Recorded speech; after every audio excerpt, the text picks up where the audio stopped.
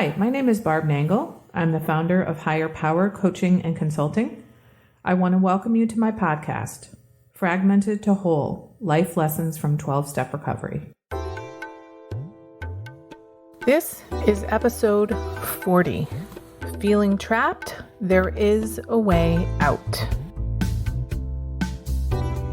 Feeling trapped is something that I've experienced, so I know what it's like for those of you who are feeling trapped right now or have felt that way in the past. Now I live happy, joyous, and free most of the time.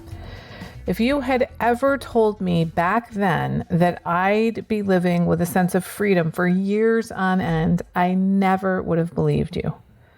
Feeling trapped is one of the things that got me into recovery, as a matter of fact. So whether you feel trapped in your life, in a relationship, in an employment situation, in your home, whatever it is that makes you feel trapped, there is a way out. You can get out of this. I am living proof. One of the times I remember feeling trapped was when I was living with my then boyfriend. We had moved in together and rented a home that was large enough for his 3 almost grown children to each have their own room. Before we moved in together, his apartment didn't have enough space for all of his kids to have their own room. And after we lived together for a while, I became really depressed. It wasn't the first time. I've had episodes of depression on and off my whole adult life. And this was a particularly difficult episode. Looking back, I now know that I became depressed because I was in an extremely codependent relationship and I was trying to deny my feelings. I wanted to leave, but I felt trapped.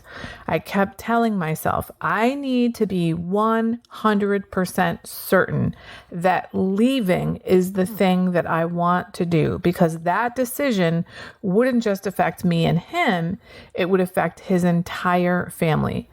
Now, mind you, I created this entire situation. I am the one that suggested we move in together.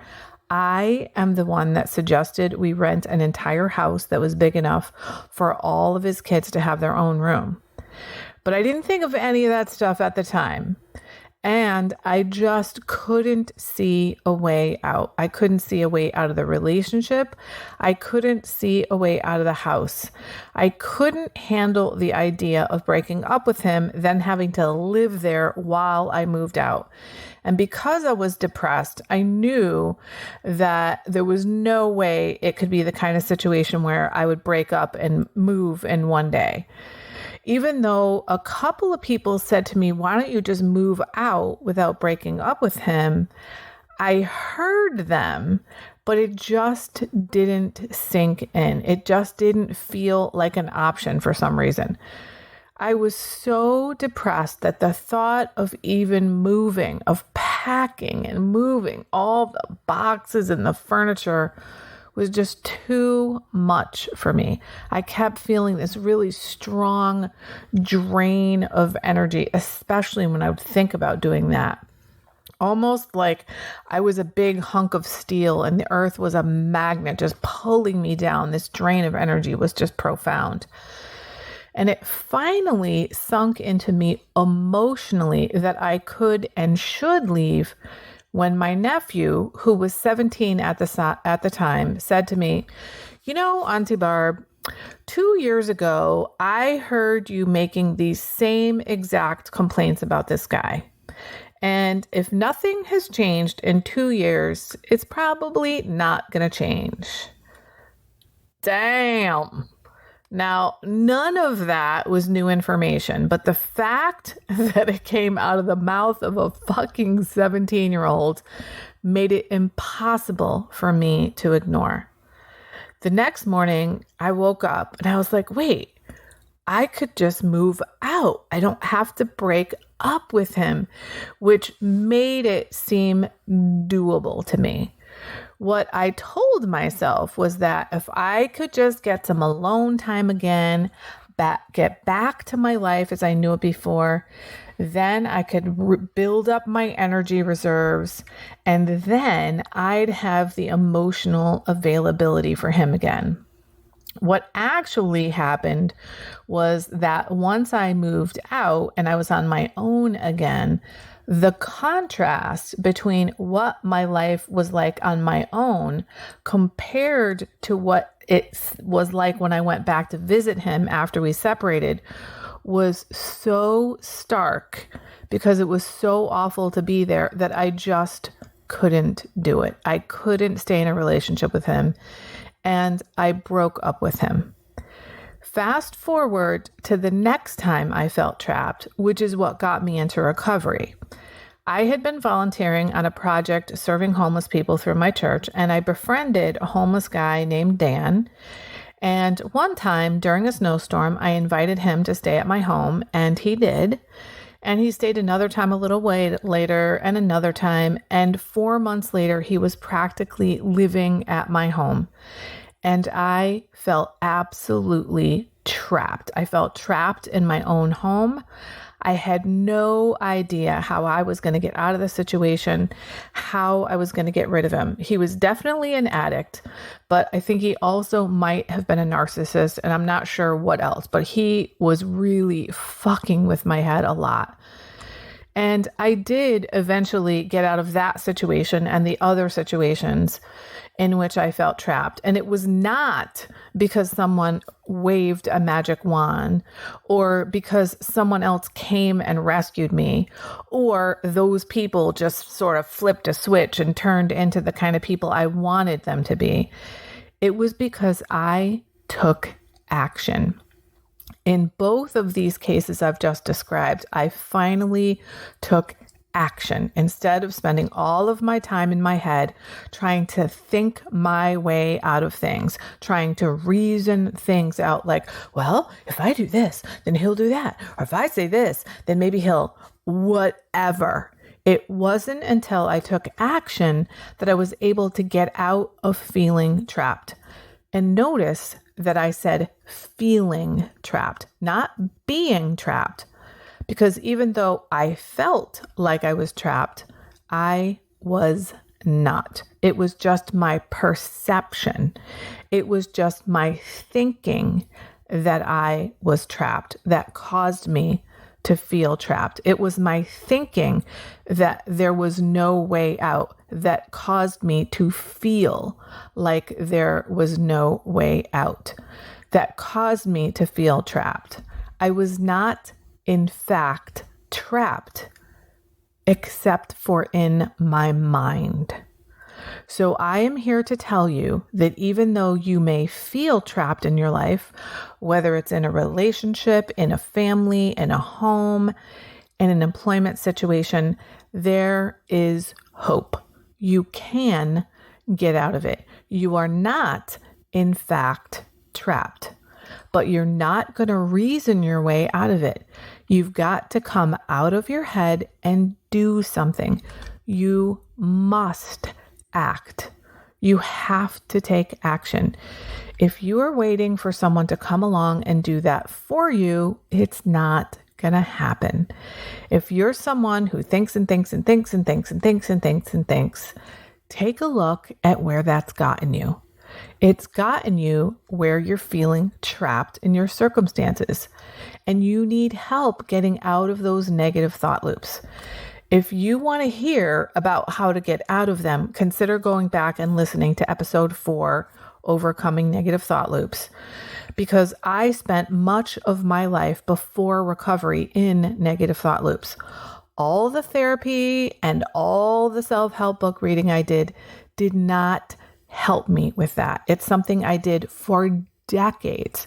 I would think through like every conceivable scenario, and I'd say, okay, well, he's going to say this, and then I'm going to say that, and then he's going to do this, and then I'm going to do that. And I would get all activated and upset and triggered and in anxiety and unable to move.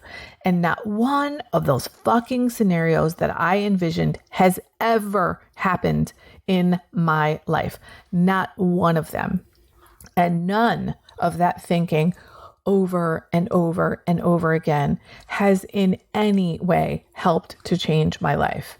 It was a complete waste of time and a waste of energy. And now that I'm past it, I can also say for certain that it actually made things worse rather than better. I am here to tell you that if you want the kind of life where you are happy, joyous, and free, which is the kind of life I have most of the time, you have got to take some kind of action. And this is why such slogans as do the next right thing and one day at a time are so important. We can't focus on an entire situation at once if we ever want to get anything done. Doing so absolutely paralyzed me. It made me unable to act and likely contributed to my depression. I was talking with a fellow in recovery the other day who feels trapped. She started thinking about 15 steps down the road, like what happens if blah, blah, blah, blah, blah. And I said, no. We're not thinking 15 steps down the road. That's what paralyzes you. We're thinking about just one step, the next one. We take one step at a time, and sometimes it's just one moment at a time. When you have a really complex problem, the way you solve it is by breaking it down into pieces so you can tackle them one at a time so that it's doable. You may have heard the saying, how do you eat an elephant? You eat it one bite at a time. You wouldn't try to stuff the whole thing in your mouth at once because it's so big. So when you have an elephant-sized problem, you tackle it one bite at a time. You do one thing at a time. And notice that I said do.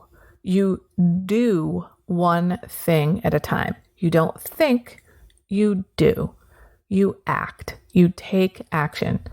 So, what is one action that you could do right now that would get you out of your head and taking action on the world? Because you simply thinking over and over and over again about your problem is part of the problem. It's keeping you stuck and possibly keeping you blaming other people for your situation, which means you feel like you are a victim of the circumstances and that you have no part to play. Well, my friends, you do have a part to play. I had victim mentality, and there's another episode also called Overcoming Victim Mentality that I can help you with that too. Your thinking is not helping you, just as my thinking was not helping me. You have to act. It could be simply picking up the phone and asking someone something or Googling something. If you're sitting around waiting for someone to come and save you or for something to just miraculously happen to fix things, it's not going to happen. Stop the fantasizing. Whether it's good fantasies or bad ones, stop it. Fantasizing keeps you in isolation because no one can join you there in your head. Recovery teaches that we need to take action and how to take action. My first sponsor used to say to me all the time, action, action, action, action, action. This is a program of action. It doesn't matter what you think. It doesn't matter what you believe. It matters what you do. And the reality is, life is a program of action. People who have joy in their lives are people who are taking action. People who are feeling trapped in their lives are often not taking action. They're stuck in their heads. And I do understand that sometimes this has to do with mental health problems. I've suffered from them myself. But realistically, you've got to take action to deal with your mental health problems. You might need to see a professional. You probably need to be in therapy. You might need to be medicated, at least temporarily. You might need to go to group therapy. If you're in recovery, you know that coming out of isolation is a huge part of recovery because you cannot heal alone. 12-step programs are we programs. We recover together. We're compulsive, obsessive, and addictive in isolation. So take some kind of action right now before you turn the podcast off. Call someone, text someone, Google to find the help that you need, and do the next right thing for yourself. Because no one is going to rescue you. You can do one tiny little thing, then another tiny little thing, and another, and another. And the next thing you know, you will have eaten an entire elephant. If you're feeling trapped, I get it. I've been there. I am living proof that it's possible to get out of that. It's possible to go from feeling trapped to freedom. So go now and do the next right thing. That's it for today. If you like what you've heard here, then you just might be interested in private coaching with me. If that sounds like you, head on over to my website, which is higherpowercoachingandconsulting.com, and click on the contact menu. I'd be happy to schedule a consultation with you to help you make lasting changes in your life, like I've made deep, lasting changes in my life. My ideal client is someone who is ripe for change, but I'll coach anyone who wants to be happy, joyous, and free. So if that's you, shoot me an email. I'd love to hear from you. Thanks for listening. Be sure to like and subscribe so you can be sure to get future episodes of my podcast. Thanks again.